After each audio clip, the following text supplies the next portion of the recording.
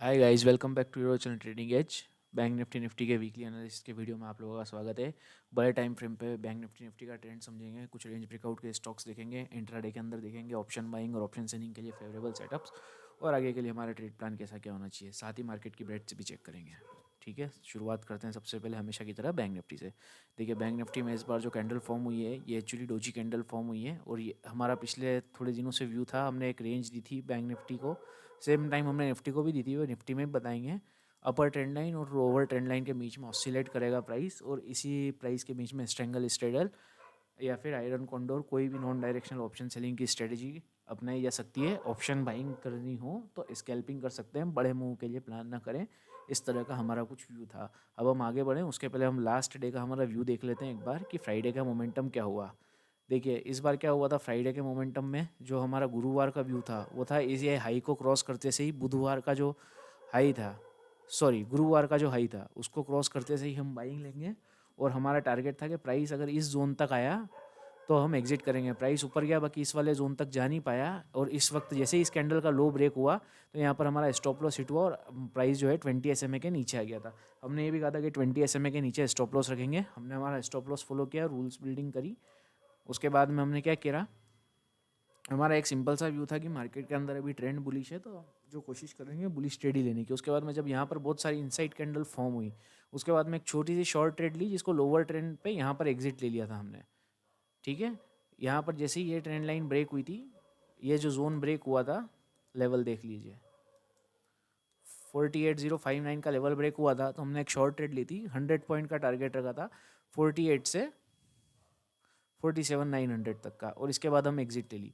फिर यहाँ पर जब ये हैमर बना तो इस हैमर में देखिए तीन कंडीशन फुलफिल करी थी इसने। बुलिश ट्रेंड, पॉजिटिव कैंडल और हैमर का एक्टिवेशन का एक रूल हम पिछले कई दिनों से बता रहे हैं, इसके हाई के ऊपर की क्लोजिंग।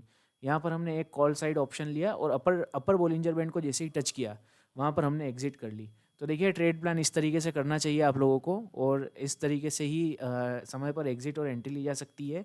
जनरली 2 या 3 ट्रेड से ज़्यादा नहीं प्लान की जाती है। इस पूरे दिन में हमने सिर्फ 3 ट्रेड ली थी और बैंक निफ्टी में ही ली थी, निफ्टी में नहीं ले पाई थी। एट द सेम टाइम देखिए, ये वाली कैंडल पे एंट्री लेने का एक और कारण हम बताते हैं हर बार के RSI में कंफर्मेशन। देखिए जब भी प्राइस ऊपर जाता है और बुलिश होता है तो RSI जो है मूविंग एवरेज के ऊपर आता है। ऐसा मतलब हो ही नहीं सकता। और देखिए यहाँ पर अगर प्राइस नीचे गया तो देखिए RSI जो था वो पहले मूविंग एवरेज के नीचे आ गया, इस वजह से जो है सेल ऑफ अच्छा आया। ठीक है, तो ये देखिए स्ट्रेंथ का मैटर था। तो प्राइस कंफर्मेशन मल्टीपल टाइप से कंफर्मेशन दे रहा था। अगर प्राइस में कंफर्मेशन है तो इंडिकेटर ऑटोमेटिकली ही कंफर्मेशन दे देगा।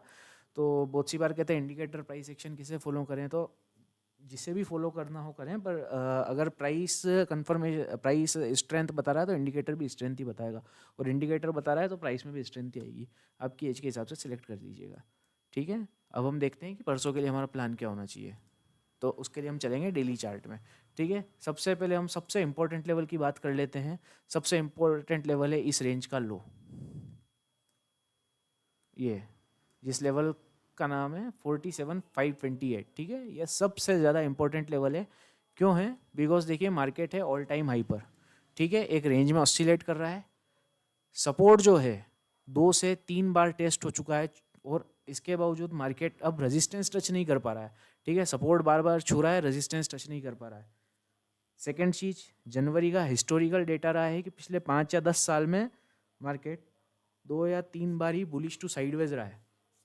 अदरवाइज जनवरी में हमेशा नेगेटिव रिटर्न ही दिए हैं। ठीक है, डू योर ओन रिसर्च, आपको पता चल जाएगा। बट ये हिस्टोरिकल डेटा के हिसाब से। और प्राइस क्या बता रहा है? प्राइस देखिए कंफर्मेशन दे रहा है डेटा का। स्ट्रॉन्ग मार्केट की निशानी क्या होती है? बार बार रेजिस्टेंस टच करता है। अगर ये बुलिश होता तो बार बार इस लेवल को टच करने की कोशिश करता 2-3 बार और फिर ब्रेकआउट दे देता। बट इस वक्त क्या कर रहा है मार्केट टच कर रहा है सपोर्ट को, तो सपोर्ट ब्रेक करने के चांसेस ज़्यादा है। सेकेंडरी चीज, इस बार एक और डोजी और inside kind of candle form की है। बिकॉज देखिए मार्केट ने सारी कंडीशन सेटिस्फाइड कर दी थी, फिर यहाँ पर प्राइस ऊपर क्यों नहीं जा पाया? यानी कि पिछले लेवल से भी पहले सेल ऑफ आ चुका है। ठीक है, अब क्या है, अब अगर प्राइस नीचे जाता है तो ये जो रेंज है बीच की, ये रेंज एक्चुअली कुछ भी नहीं करनी है। ठीक है, ये जो रेंज है, ये रेंज जब तक मार्केट इस रेंज में, तब तक हमारा व्यू सिंपल सा है। स्ट्रेंगल, स्ट्रेडल या आयरन कॉन्डोर करें, पोजिशनली करें, ऑप्शन सेल करें, रिलैक्स रहें, शांति से पैसा बनेगा। ऑप्शन बाइंग करनी है और रिस्क लेने का बहुत ज़्यादा शौक है तो फिर आवरली चार्ट पर ट्रेड लें, ठीक है। अब जैसे आवरली चार्ट में क्या है, आवरली चार्ट के अंदर 20 SMA and at the same time the level of 48,000। अगर वापस से ये लेवल ब्रेक होता है तो फिर दोबारा एक ट्रेड ली जा सकती है डाउन के लिए, जो कि 47,739 तक की 250 पॉइंट का एक मूव हाथ लग सकता है अगर इस लेवल को स्विट 20 SMA ब्रेक करता है तो, ठीक है। बुलिश ट्रेड के लिए प्लान सिंपल सा है, अभी अगर फ्लैट खुल के डायरेक्टली ऊपर चला जाए तो ट्रेड नहीं लेंगे, दोबारा से ट्रैप करेगा और यहाँ पे रिजेक्शन आने की संभावना है, ठीक है। गैप अप खुल जाता है बहुत बड़ा, अगेन गैप अप खुलने के बाद फिर से हो सकता है कि प्राइस एक्शन बना के उस समय को उधर से ही देखेंगे कि इस तरह से पैटर्न बन रहा है, W1 के ऊपर जा रहा है और रिटेस्ट कर रहा है, या फिर यहीं कहीं ऑसिलेट कर रहा है, तो वो उस समय के प्राइस एक्शन के हिसाब से होगा। 2-2.5 घंटे 12:30 बजे तक लगभग वेट करना पड़ेगा, उसके पहले इस चीज़ को डिसाइड करना काफ़ी कठिन है गैप अप खुलने पर, बिकॉज ट्रेंड बुलिश है तो जो है कन्फ्यूजन क्रिएट करेगा। अगर गैप अप खुल जाता है तो अगेन कन्फ्यूजन क्रिएट होगा। गैप डाउन खुल जाता है तो फिर सेल ऑफ आने की संभावना है, अगर इस लेवल के नीचे गैप डाउन खुल जाता है तो यहाँ तक सेल ऑफ इजीली आ सकता है। फिर यहाँ पर अगर होल्ड करने के बाद में, ठीक है, और फिर इस लेवल को ब्रेक करता है तो इस बार ये और दोबारा ऊपर जाता है तो इस बार काफ़ी डिफिकल्ट है कि ये प्रीवियस रेंज में जाएगा, इस बार ये दोबारा से इस रेंज के लोअर एंड को टच करेगा, ठीक है, जो कि 46,555 तक, यानी कि 1000 पॉइंट के आसपास का मूव काफ़ी फास्ट मिलेगा, हो सकता है 1 दिन में या 2 दिन में ही मिल जाए, ठीक है। बिकॉज ये ब्रेकडाउन काफ़ी फास्ट होगा, बिकॉज क्या है ना कि जिनका पोजीशन लेकर के होल्ड करके बैठे हैं उनका स्टॉप लॉस लगा हुआ है यहाँ पर इस वीकली कैंडल के लो पर, तो वो लोग जैसे उनकी पोजीशन स्क्वायर ऑफ करना स्टार्ट करेंगे तो काफ़ी तेज़ी से नीचे आकर के 46,500 तक चला जाएगा, ठीक है। फिर यहाँ पर देखिए प्रीवियस बाइंग भी थी तो इसके बाद में फिर दोबारा से चेक करना पड़ेगा कि अगेन डेली चार्ट में बाइंग आती है, सेलिंग आता है, उस हिसाब से तय होगा। बट अभी ये टारगेट अगर ये लेवल ब्रेक होता है तो ये वाला टारगेट सामने की ओर से दिख रहा है। डेली चार्ट में भी negative price action type form हो सकता है, बिकॉज यहाँ पर जाएगा तो फिर ये दोबारा से नीचे की, अगर फ्लैट खुलता है, फ्लैट खुल के नीचे आता है तो फिर ये देखिए ये भी एम पैटर्न टाइप बनेगा, ठीक है, देखिए ओके 20 SMA के नीचे है, सेम टाइम ट्रेंड लाइन के नीचे है, तो काफ़ी तेज़ी से आएगा नीचे।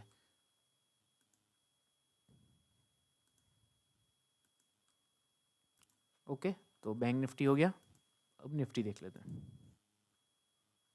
निफ्टी में वीकली से शुरुआत करते हैं, सेम टाइम निफ्टी के अंदर भी वही है, डोजी कैंडल बना है, ऑल टाइम हाई पे बना है, बोलिंजर बैंड ब्लास्ट होने के बाद बना है, लो क्रॉस होगा, नीचे की तरफ जाएगा।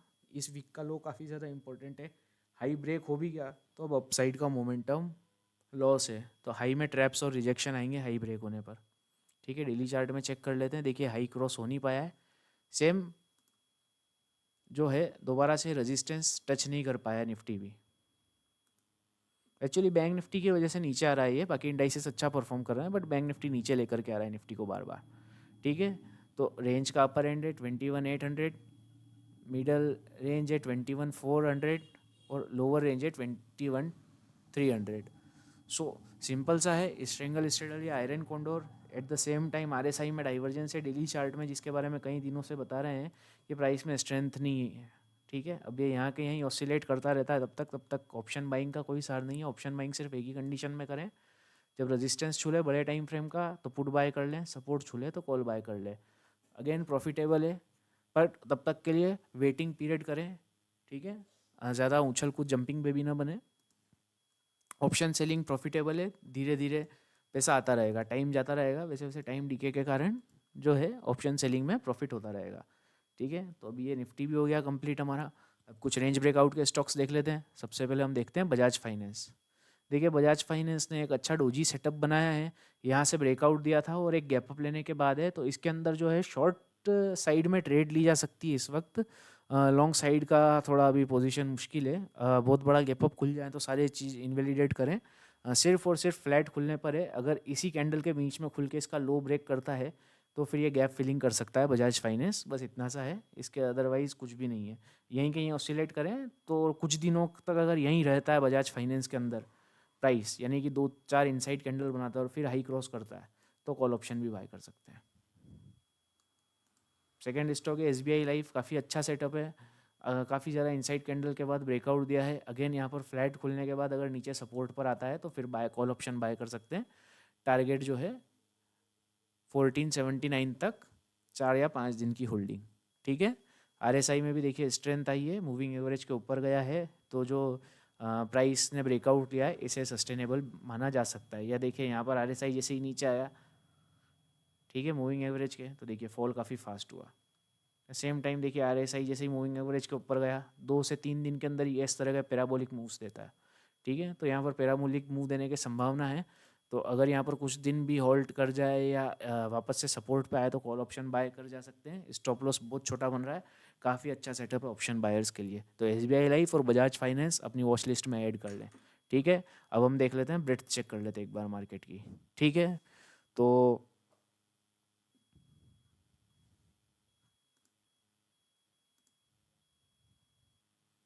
1 सेकेंड, हम अक्यूमुलेशन से स्टार्ट करेंगे। ठीक है, तो 100 करोड़ से ऊपर के वॉल्यूम कितने स्टॉक्स में आए हैं?